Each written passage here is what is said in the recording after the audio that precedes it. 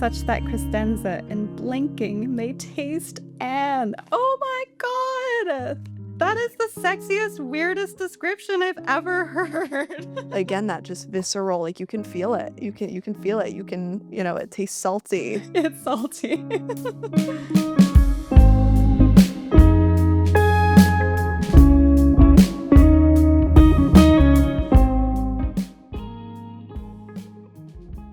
Welcome to Story Obsessed, the podcast for anyone who has ever loved a story more than they can easily explain.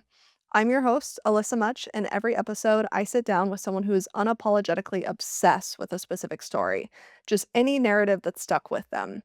We dig into it, we dig into the obsession, and we answer our ritual question, who needs this story right now? Today's guest is Viva Wittman. She's an incredible writer, and her work has been featured in many publications, including Bloodletter, Loam, and Carve magazines. She's an editor by day, a dancer by night, and a true Renaissance woman across multiple disciplines. Today, she's here to obsess over The Wax Child by Olga Rown. Let's get into it.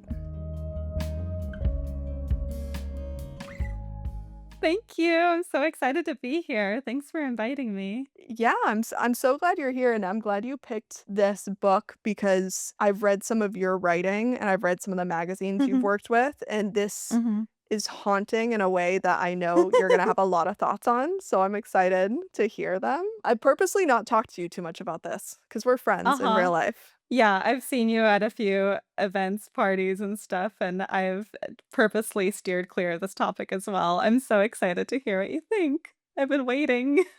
It was such an adventure reading this book. Like, I was reading it late at night most nights, like in the dark.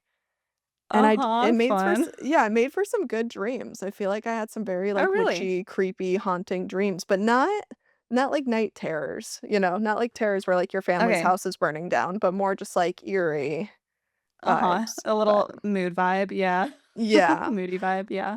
Yeah, well, we're gonna get into why you picked this book and everything, but before we do that, for anyone who maybe hasn't read the book or maybe it's been a while since they've read the book, I would love to challenge you to summarize it in 60 seconds if you're comfortable with that. What if I was just like, "No. No, I'll do it. I accept the challenge." That sounds ridiculous. I'm game. Perfect. All right. Well, Viva, I'm gonna put 60 seconds on the clock, and for just to be clear, spoiler alert for anyone listening, we're gonna dive into the details of this book. Okay, Viva, we got 60 seconds on the clock, and go ahead and tell us what The Wax Child is about. Okay, The Wax Child by Olga Rown is told by a wax child who is a doll made of wax in the shape of an infant. And the wax child was created by a witch named Crestenza Cruco. And Crestenza worked in a manor. She's a noble woman, but she's poor. Don't ask many questions. She rides her horses. She wants to be a man. And then she's chased out of town from a rumor of witchcraft. And then she winds up in a town called Albor, and there she meets, like, a whole bunch of ladies, but mainly Marin, who she's in love with, and they kiss, kiss, kiss on the lips. They're, like, super into each other, and they do all kinds of, crafts that are super practical, like, they card wool and they process fish, but then witchcraft rumors catch up with her again, Crescenza, I mean, but then all the ladies as well, because 'cause they're all hanging out all the time together, and actually, spoiler alert, they are witches. Um, and oh my god, then they get in prison and tortured, and then they die. Oh, it's really sad. Oh, so sad. So sad. They die. It really is very sad. Dude, you did amazing. That was such a good summary. You got the whole Thank book in there. you. That was wild. Fortunately for me, it's a short book, so I had that going for me. It is so short, but it sits heavy. Like, it does not Mhm. feel like it's like 200 pages or something, but it does not feel like a 200-page book. I know, it packs a punch. It's incredibly dense. But Mhm. in a good way, like, I say dense, and people listening might think, "Oh, that sounds boring," but No. it's actually just excitement packed into literally every line, in my opinion. Yeah, I think because it's so poetic and the language is so, and I keep using the word haunting, but it's just so, like, visceral Yes. that you really kind of feel like you're there and experiencing the scenes that you're in, like, even the smells and the sensations of, like, touch and Mhm. Yeah, it sits heavy for 200 pages, but in a good way, in a very, like, fascinating way. I agree. It's potent.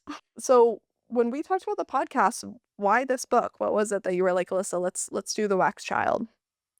Okay, so I have to confess that, honestly, I didn't think about it for very long, and I think I didn't really know that it was supposed to be a story that I've returned to again and again. So I actually only read it for the first time last year in the Mhm. fall, in the season of witches, and so I returned to it to do this podcast. But I still think that it can be considered the right choice just by a bit of a stretch because the first time I read it, I thought, "I already know that I will be returning to this book again and again." What about it made you think you'd return to it? Okay, so first of all, I love that it incorporates a lot of true source material. So the Mhm. author went into the archives in a library, I think in Denmark. Yeah, it's written in Danish, the original, and it's translated by Martin Aiken. And she sat with these archives about this 17th century Denmark witch trials and parsed through them over the course of years and was just kind of doing this for fun for herself, not necessarily knowing that she would write a book about it. Eventually, she was, I think, commissioned to write a play, and then Yeah, that work there is a play called Hex. Mhm. yeah, which I would love to see, but I don't Yeah. speak Danish, so it probably would go over my head. But When it comes but to Broadway, we'll go. yeah, yeah, you and me were getting tickets. But it's really fascinating, I think, how much source material verbatim is included in the book. And I really like the author's take on writing historical fiction. There's this other really wonderful podcast called Between the Covers with David Naiman, and the host, David, interviewed Olga Rown, and she was talking about how she actually really doesn't like a lot of historical fiction, which is so Yeah. interesting.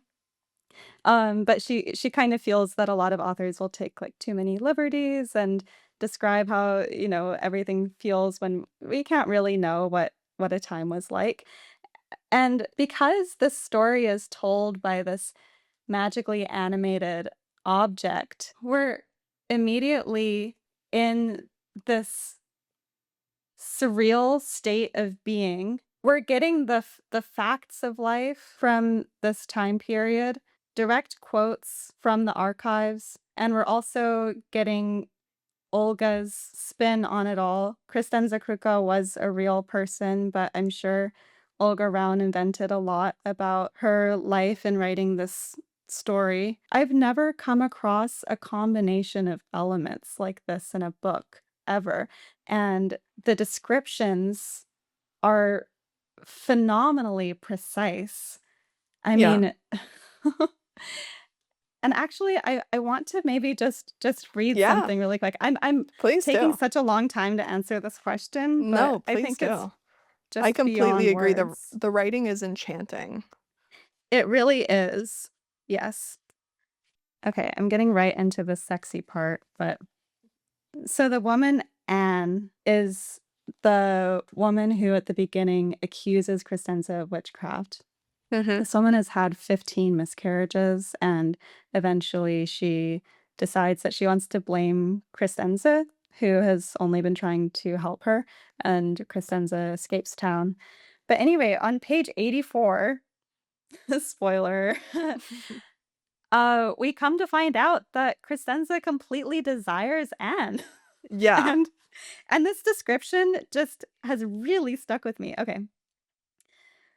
A desire that Crescenza, when she closes her eyes in the company of Anne, in Anne's arms, with the inside of her eyes, may taste Anne's spit, or that Crescenza's eye may be a tongue, and the inside of her eyelid a sliver of Anne's wetness, such that Crescenza, in blinking, may taste Anne. Oh my God! That is the sexiest, weirdest description I've ever heard. And so just descriptions like that completely won me over. From the very first page and all throughout, I felt entirely tended to. as a reader, where I felt seduced by every line, every page. I felt like the author really wanted me to be there and Mhm. was doing everything she could to keep me enthralled, and I feel really grateful to her for it. Yeah, and I feel like the line you picked out, you could have almost opened a random page and put your finger down, and there would have been a line similar to that. Not similar in narrative, but similar in the way it describes and the again, that just visceral, like, you can feel it. You can feel it. You can it tastes Uh-huh. salty, you It's know? salty. It's salty, yeah. I was so unnerved by how much I felt like I was in the room. It's kind of like these private moments between people that you don't get to witness except for your own, and these very, intimate desires, and this wax doll, this, like, narrator of choice being in the know of these desires and kind of knowing all, almost like this, like, godlike narrator who knows all, sees Mhm. all. The wax child, to you, is it like, how do you experience that narrator? Like, to you, do you take it kind of literally of like, "Oh, this doll," because at times the doll's, like, in the ground, and then other times it's in the Mhm. house, and other times it's, like, with her. Do you take it literally as like, "Oh, this doll is a witness," or is it more like her conscience being Hmm. put into this narrator? Oh, that's such a good question. Yeah, or even could the wax doll be a broader metaphor for something else? I don't know. Yeah. Um, I took it as I was reading it, just to answer you directly, I took it more literally, I think. I took the wax child as being like a creature, a creation, like a Frankenstein, not necessarily Frankensteined of different parts because it's just made of beeswax, but then actually it kind of is Frankenstein of different parts because the wax child is used as sort of similar to a voodoo doll where to harm someone, Crestenza and the other women will take fingernail clippings or hairs and press them into the wax of the doll. So in that way, it is kind of Frankenstein. And it also is able to possess a cat at one point and goes and finds a woman who the next woman who accuses Crestenza and the others of witchcraft and bites her. Yep. Um, Bites her. Yeah, I remember that, and at one point, the doll even, like, rides a cat, which I thought was that to me was, like, the most humorous part of the whole book. I actually, like, laughed a yeah. little bit when it's like, "And I rode the cat to the neighbor's house," and I was like, "Wait, what?" Like, okay. Everything's been very, like, not literal and very kind of like, "Oh, and I was in the king's liver, and I'm in the ground with the worms," and then suddenly it's like, "And then I'm riding the cat next door," and, And then we hopped um through the window, and I couldn't resist, I bit her. yeah, yeah, exactly. One of the things that stuck with me is the authors going through all this source material, trying to put together the pieces of history of these witches Mhm. and their experiences, but there's not a ton of source material written by them. So she's going through like Yeah. trial records and all these other things.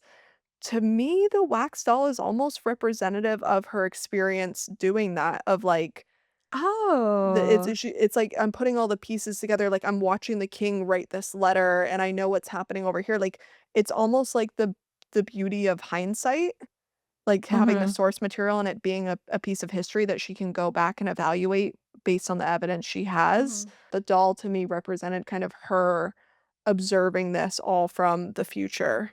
Yes. I think that is so insightful, yeah. So, Crescenza never married, and she basically kinda walked around like, she fled because she was accused of witchcraft. She meets Marin, kind of forms this community, but even in that new community, it's pretty quick that people get suspicious of her, start accusing her of things, and Mhm. I guess I'm just wondering, like, do you admire her and how she's moving through the world? Are you fearful of her? How do you feel about her? I love her. Okay. I mean, I okay, so I I don't feel afraid of her, but I think it is reasonable to be afraid of her. But at the same time, it's interesting, like, there is real witchcraft that's occurring, and literally the whole book is narrated by a magically animated object, but there's not otherwise a lot of witchcraft that we are able to visualize. Like, we see the rituals, but we don't really see a lot of magic happening, and so there is this sense that we understand of Crescenza trying to hurt some people. I don't know who they are, really. I mean, we don't know who they are. We don't know what their offenses were. We don't even know if necessarily it worked, if they're in pain or not. And there's a lot of persecution against Crescenza, and it's really unfair. And so I am kind of the mind that she's doing what she needs to do, and if she feels that she needs to defend herself in some way, I kind of trust her. I'm given what I need to trust her, I think, by the author. What do you think? I had such mixed feelings. I don't fear her, like, these women have, like, created this, like, community together, and they've found Mhm. other like-minded women who don't wanna, marry some horrible pastor who's gonna, like, abuse them, and that's Uh-huh. very realistic and fair, but there are definitely moments where she can be maybe punitive in her behavior or her, like it seems like she gets jealous of some of the relationships Marin has, like, there are little moments, nothing too crazy, but and then at the end, she thinks her nobility will kind of save her from this fate. So I don't know, I went back and forth between being like, "Oh my gosh, the world has been so horrible to this character," but then also, I don't know though, this character, I don't necessarily feel like I can say with conviction that she has, like, a pure heart, or, like, purely good intentions either. And I think I was okay with that. I was okay with it being mixed feelings, like, I'm fine that she's a little bit of both. I hear that. To me, just getting a little glimpse of 1620s Denmark, I'm like, "I don't think I could be purely good there either." It sounds Yeah. really hard. And also, if I were imprisoned and tortured and all my friends died, I would think, "Well, maybe there's a way I can get out of this," and I would Mhm. employ every tactic I had at my disposal to try to save my own life, I think. Yeah. Oh, of course, of course. There was actually a scene, I was gonna ask it later, but there was the scene about her tactics that she tries to employ to avoid ultimately, she gets beheaded, so she's trying to avoid that fate. But the Mhm. scene is her and the king. Like, Yes. yeah, can we please talk about this? Because I reread it so many times, like, my jaw was, like, on the floor. I was like, "What?" So she's, like, somehow, she gets, like, transported, and then she's, like, in I don't know if it's in a palace or wherever, the castle, wherever they are, Mhm. but it's, like, before her trial, she ends up in the same room as the king, and the king Right. comes in, and he's being very, like he's, like, blindfolded, he was, like, playing a game of some sort, and Mhm. she just, Blind like man's bluff, right? yeah, exactly, and she goes, like, I don't know, like, full childlike, wacky, playful, like, they're, like, tickling each other, they end up, like, almost, like, in a tussle on the floor, they're wrestling, he's giggling with her, he knows who she is, and then at the end, it kinda ends with them, like, very c in close proximity and her being like, "So are you gonna convict me or sentence me?" And he goes, "Yeah," and that's, like, the end. Uh-huh. I I don't know what to think about this at all. I'm just so curious, like, what your reaction to that scene was and, like, what you I don't know, what you thought might be going on there. Yeah, I think this is one of the best scenes in the book, and it's in the last few pages. I wanna say it's, like, maybe 5 or 4 pages from the last page. And yeah, from the very beginning, we understand that Crescenza is noble, but we don't really know what this means. At one point, when she arrives in Olbor, she explains, like, yeah, I'm noble, but I don't have any money. And one of her friends is like, well, I thought all noble people had money. And she's like, well, I don't. And so we never really see her engaged in a noble way. And I think just understanding the word noble as we use it today, I kind of imagined her to have a sort of majesty about her, an elegance, a posture, which would imply a regalness. But actually, I've seen some period pieces of courts, and people are horny and chasing each other around and playing games, and they're children. And a lot of the kings and queens in history actually started off their reign as children and had, everything for those times at their disposal and were spoiled.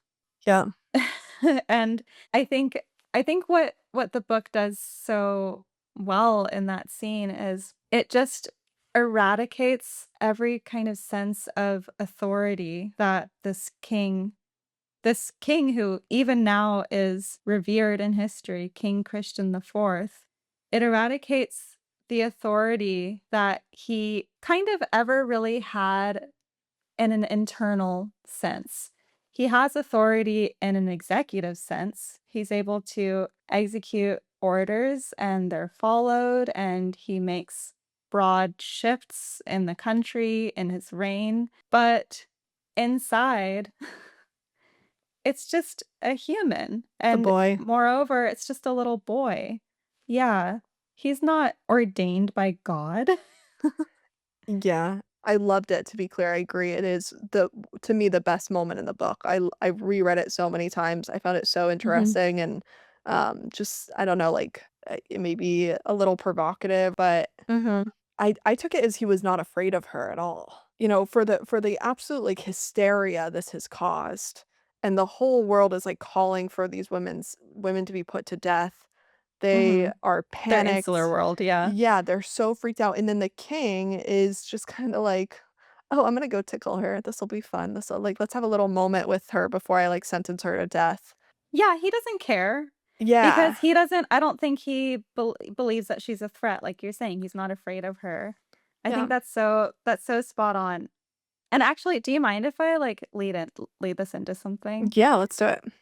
Okay, do you remember the part where the men are talking about what it will cost to execute Yes. the 4 women? Mhm. Okay, so they're going through it all. In Denmark in the 1600s, they used marks, skillings, dollars spelled Daler. I obviously don't know how to pronounce that, but Dalers, dollars, I don't know. yeah, and then crowns too. Okay, so I did some math, and it's You're like so you're like, "I embarrassing. had to know what the budget was." It's really embarrassing because I'm really bad at doing math. Oh, I'm just gonna embarrass myself if I Let's actually, let's like, be give you numbers. embarrassed. Because it wasn't like I could just plug it in somewhere. Yeah. But, okay, I wanna give you, like, a little bit of context first. Yeah. Okay, there's a manor where people lived and worked. It's called Herlufsholm Manor, and the highest paid worker there would have been the schoolmaster, and he would have earned 9,600 skillings per year. 'Kay. And then the lowest paid worker, who would be a maid, would earn about 552 skillings per year. Okay. So, it would take, uh there are 16 skillings to a mark, and it would take 24.5 marks for one woman to be executed. And so, okay, even, like, this boy clerk, there's a moment in the book here, I can flip to it real quick while I, like, make this really long point. I'm laughing because all the numbers you told me have instantly left my brain. Okay. So it doesn't matter, okay. My brain does not Um, hold on to numbers. and we'll edit them out. They Fair. don't need to be there. Okay, so when they're describing, like, what it's gonna cost for everything, they're like, "Okay," and then there is the boy clerk, he gets a half mark. Um, this is, like, the boy clerk for his role in the execution of one woman is earning 8 times the amount that a maid would be paid in a day at Herlufsholm Manor. Oh, okay. So there's, like, a lot of money to be made in these executions. Maybe they're just money laundering. Like, fluff the numbers. Tell the king that we need this much money. I think that's basically what's going on because there's also a part where they're talking about I think it's the executioner, they're like, "Okay, well, he's gonna need ale." Yeah.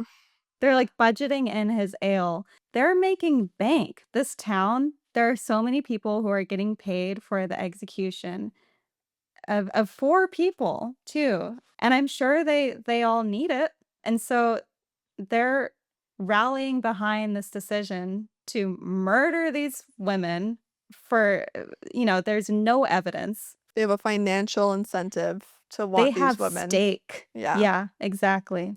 Exactly.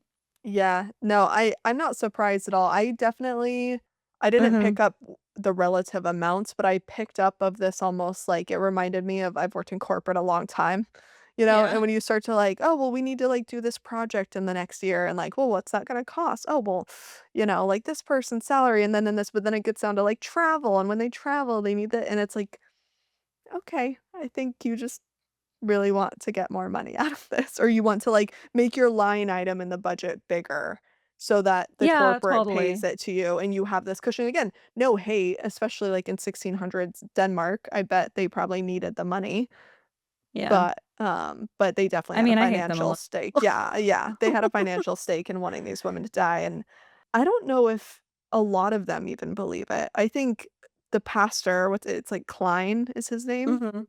Yeah. I think he truly believes it. I think he thinks that they are whether he believes they're possessed by the devil, maybe not, but engaging with the devil in some way. Mhm. He totally believes it. I think, Elizabeth, I think she Mhm. believes it, Who's Klein's wife, yeah. who's Klein's wife and who ultimately, she was with the women in their little community for a short period before she's being abused by her husband, so she gets fearful and ends up kind of telling him some of what they were doing.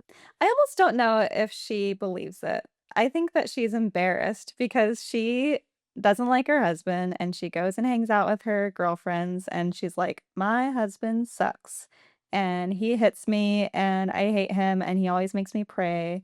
And and then the other women are like, "Yeah, he does suck." And then she's like, "Oh, wait, everyone's laughing at my husband." And then she gets Yeah. angry and leaves. And this happens, like, a couple times, I think, in the book, and then eventually she's like, "I need to be a better Christian. I need to be better at praying. Whenever I hang out with all you ladies, I forget to pray," which is ridiculous, but I think it, like, stems from embarrassment. Yeah, and I don't wanna, sympathize with her too much, but I think we all have that on some level in life of, like, I don't know, you speak too openly about something or I don't know, maybe, like, complain about, like, your sibling or something to your mom or, like, another family member, and then suddenly you feel this, like, "Oh, I wish I could just, like, suck those words back in my mouth," because Yeah, either they might know about it or maybe it's not how I actually truly feel, and it was just in that moment I was having a bad day or something, and now I've put this out there. I think her husband's a piece of shit, and he definitely was abusing her, so I think she meant probably everything she said, but I do believe that she wishes she could take it back. I think she overshared with these women, and she feels a sense of embarrassment of like, "Oh, these women now know me better than I want them to know, and they know my yeah, fears and my challenges that I'm going through, and now I just wanna yeah, go home and pray to God and not think about it." but then I think she's so embarrassed, on the other hand, that she turned them in and she feels bad that then she's trying to overperform and convince herself that she did the right thing and convince herself that they really are deserving of their fate. I can imagine what she might be feeling after doing that, like, after turning them in and then being sentenced to death, and these women created a safe place for her. Even if they made fun of her Yes. husband a little bit, you know what I mean? They made space for her. Yeah.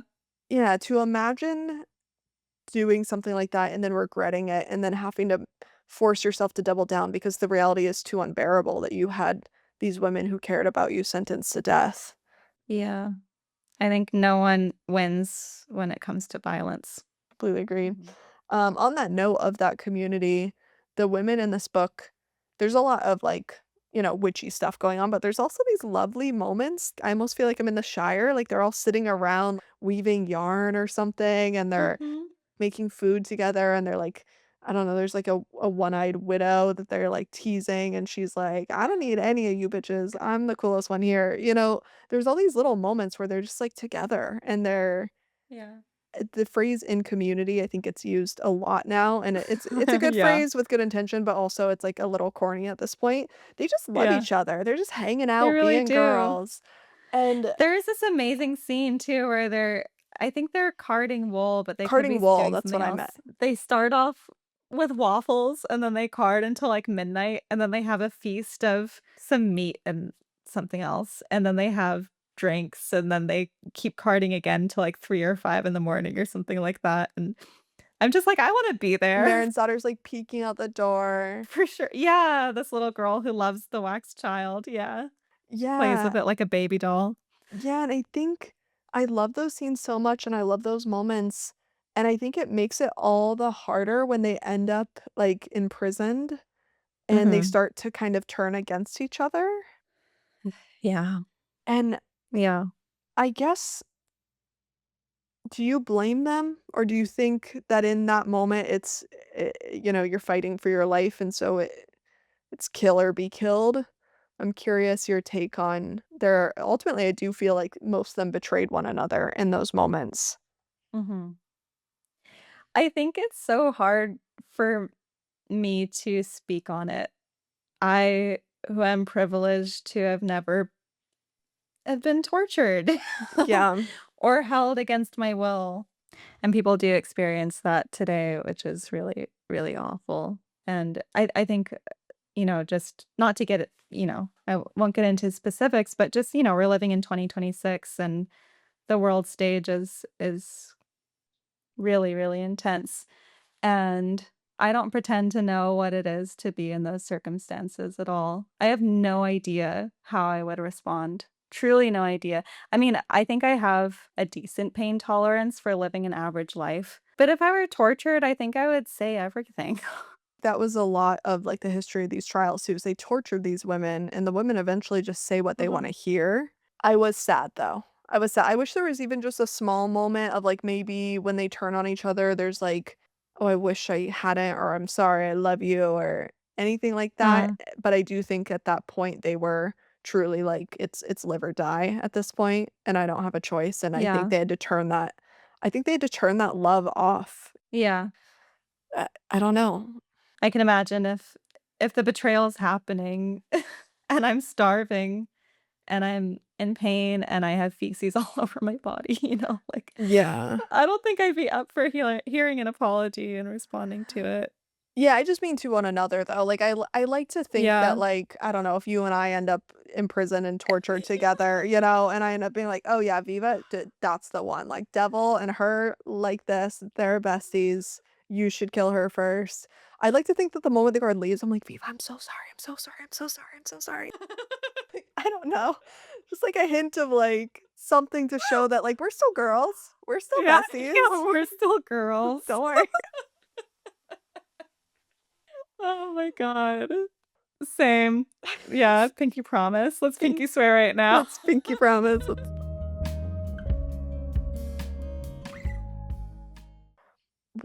what is the book actually saying witchcraft is? Like, there's very clearly, like, the Right. supernatural side of this, of, like, the wax doll having, like, powers to see, but other than that, most of what they do, you don't see a lot of actual supernatural events occurring in the book.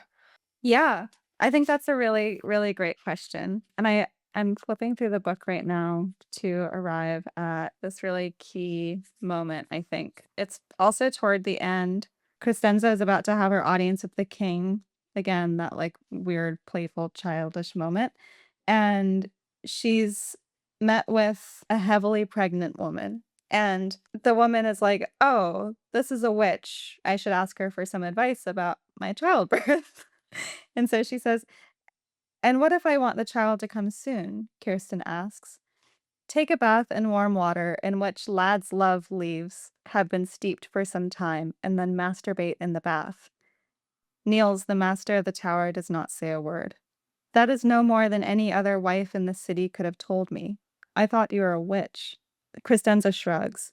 "Yes, that is what they tell me." This is just evidence that everything that the witches are accused of is just folkloric knowledge. Mhm, It's just remedies that have been passed down through generations, superstitions, but also herbal remedies, just a combination of all of these elements, which are communal and really of the people. I mean, the definition of folkloric. There is real magic in this book. Again, it's all narrated by the wax child, but I don't believe that a wax child can be animated. yeah, I think that's impossible, personally. I think that is one of the gifts of fiction that we get mhm, to enjoy here in this book, and I think what what really is happening is just that there are women who are gathered together and they are mistrusted by men because they're women, mhm. and I would even add because they don't need men. I think that's a big part of the men's yes. fear is, like, these women all hang out and they don't need That's me very around, true. like, It's that very true. but yeah, it's just I think it's this vibe of, like, we don't need men and we can get everything we need from one another, and I think if for a long time in history, men believed that women I don't even wanna say were incomplete because that's too romantic. Like, they believed that women weren't capable of survival on their own. I mean, there is a belief until quite recently that women weren't even human, that we were just another species and we were weaker. And then, of course, considering that this is a Christian country and truly no shade Christians. I'm not coming after you. But just looking at the text of Christianity, the Bible, it's like Eve is made from Adam's rib, Mhm. and then she introduces Adam to knowledge, and then they get kicked out of the Garden of Eden. So she's wicked. She talks to the snake. She bites the apple, she seeks that which she has no right to, and by that, I just mean truth. Yeah. And there's this whole section too where there are many women, there are many witches, something like that. Mhm. Where there are many women, there are many witches. Yeah, that line stuck out in my head of like, yeah, they just don't like us hanging out without them. Yeah, they're jealous of us. I think that's what it is. It's a murderous jealousy. Yeah, this book, it's so God, it's so, like, potent. Everything is so heavy. Mhm. Yeah, I just loved it. I'm just reading some of the stuff I highlighted, and it's so crazy. Like, a familiar loneliness had returned, as if Crescenza had until then had forgotten that she was made to be alone. Oh, that line, and I think I don't know exactly when that line is from, that she had forgotten that she was made to be alone.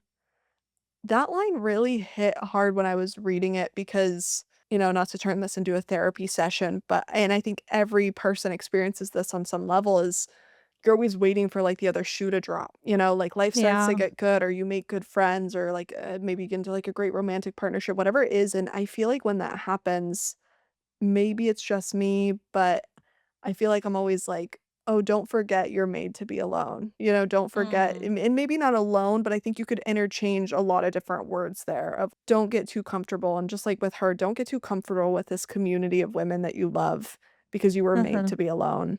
I don't know, I found that Mm. just crushing, that line. It is. It It's really is crushing. Especially someone who like Kristenza, who is not attracted to men and has no desire to perform femininity. Mhm, She doesn't have any options regarding living openly romantically with the person she would choose.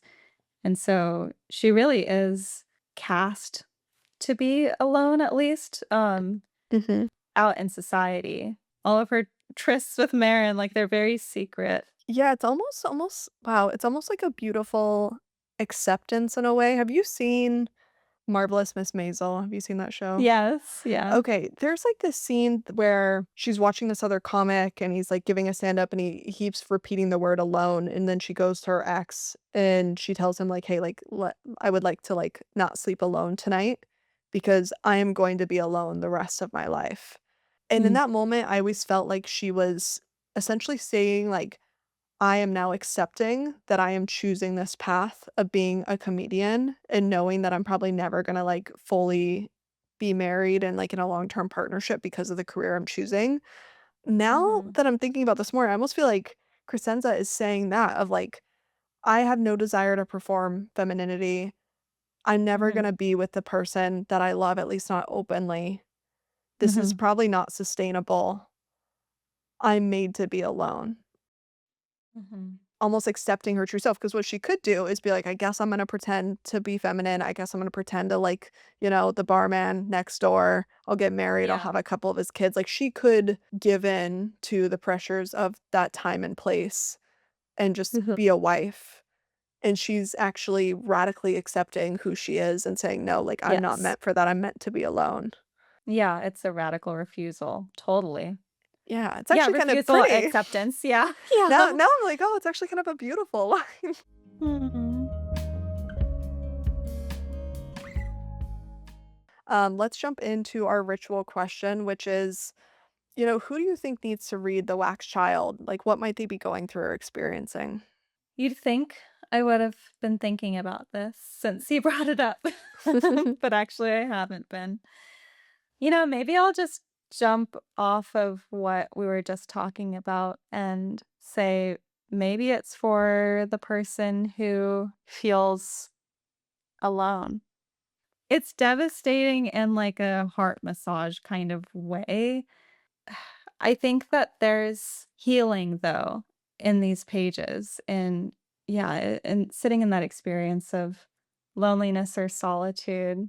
I think that this book kind of has the capacity for redirecting someone toward connection that matters. Yeah, oh, I love that. I love that redirecting towards connection.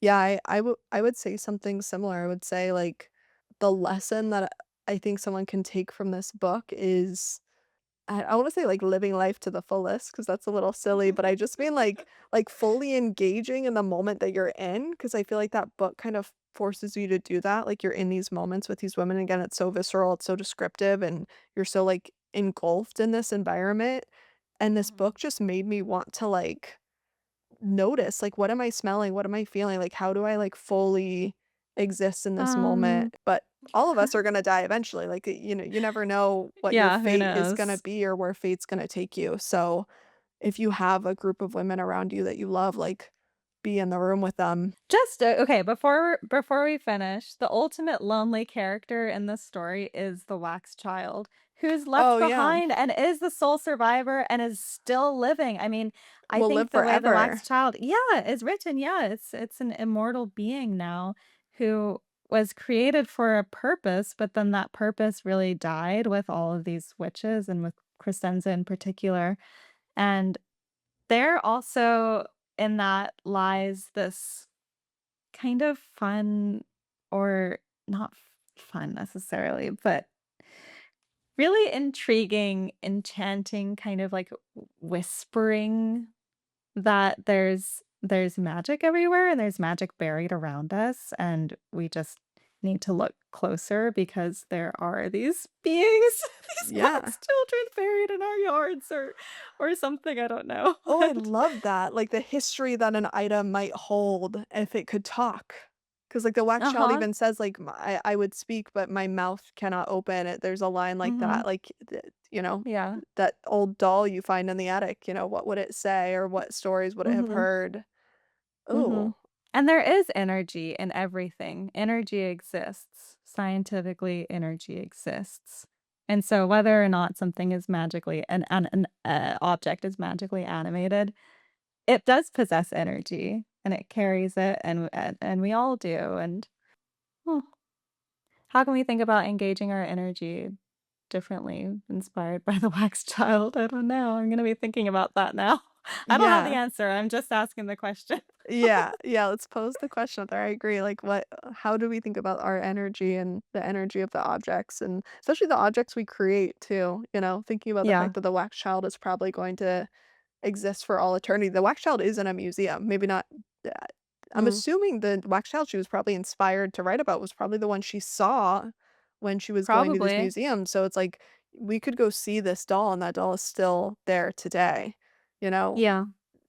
All this happened in the 1600s, like, how much has happened since then that this doll has been a witness to. Yeah. I think there's something too in, what you just said about the objects we create. It made me think about how what we create will outlive us. I mean, you're making this podcast, and I'm a writer, and my writing will outlive me whether or not people read it, but it will live, and maybe it'll be lonely without me. I don't know. Yeah. Yeah, I mean, I think your writing will be read. Your writing is very beautiful. Maybe one day we'll Thanks, do a dude. podcast episode on a future book of yours. That'd be Oh my so crazy. That'd be god. so cool. I guarantee, dude, that'd be I would so sick. die. Yeah. What if you become like this super famous author? We end up doing an episode Stop. and then people play that episode and then they're like, "Oh, I gotta go find the original episode with Viva Wittman." Like, that'd be cool.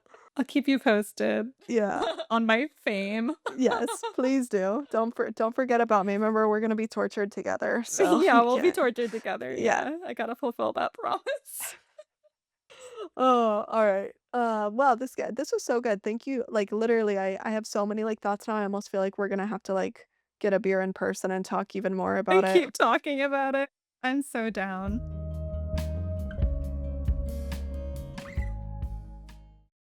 Thank you again, Viva, for coming on and getting obsessed with The Wax Child with me. For our listeners, if this episode meant anything to you or if it maybe made you think a little bit differently about a story you love, go talk to someone about it and dive into the nitty-gritty details. Please leave us a review if you like the podcast. Come find us online or on Instagram or TikTok. Unfortunately, I have to be on TikTok to survive the internet. But my name's Alyssa Much, and this is Story Obsessed. And maybe there's a story you've been meaning to come back to. I'll see you next time.